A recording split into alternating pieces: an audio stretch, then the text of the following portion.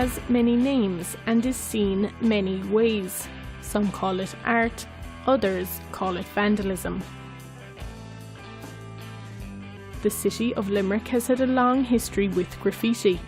Once it was considered a problem, but it is now being used as a tool to develop and promote the beauty and culture of the urban city. art on the agenda in terms of public funding, you know, it was a bit of a stretch at the time, but I suppose I was lucky to gain a lot of trust, and it was rooted as well in community development, and I suppose that gave it a kind of a different. There was a real epidemic of tagging going on, so, and really what I was presenting was a model to address that, because there really wasn't any existing one that worked in the city.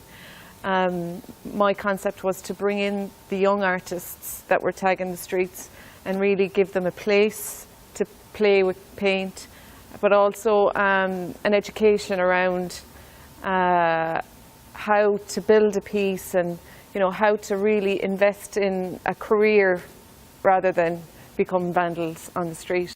The pieces that we did, the more people could not deny the impact that it had on the city, and so that really was the leverage.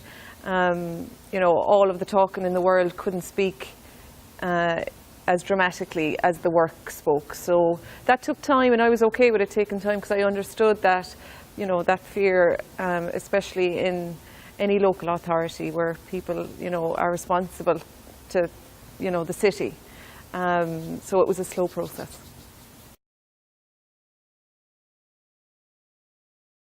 And I love when, you know, the older people in the community can really appreciate some of the work. You know, that to me is a real kind of a success of what we've done.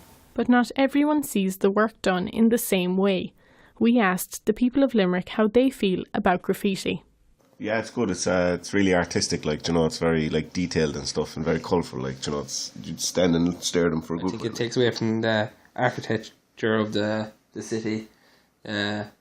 It encourages more vandalism around the city.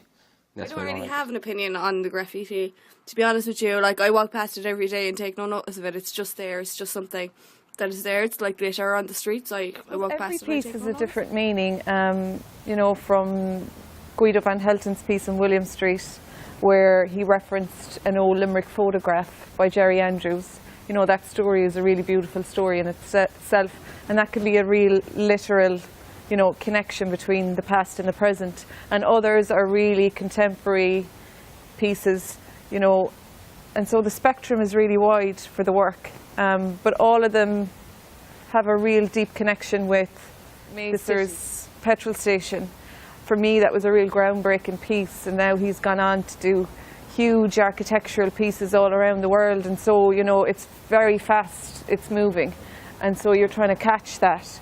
And so my eye is always open to, you know, who's pushing the boundaries and who's been really progressive with their work. One shop had painted over a primary work done in the heart of the city. The piece, previously described by Catherine, was painted over by the shopping chain.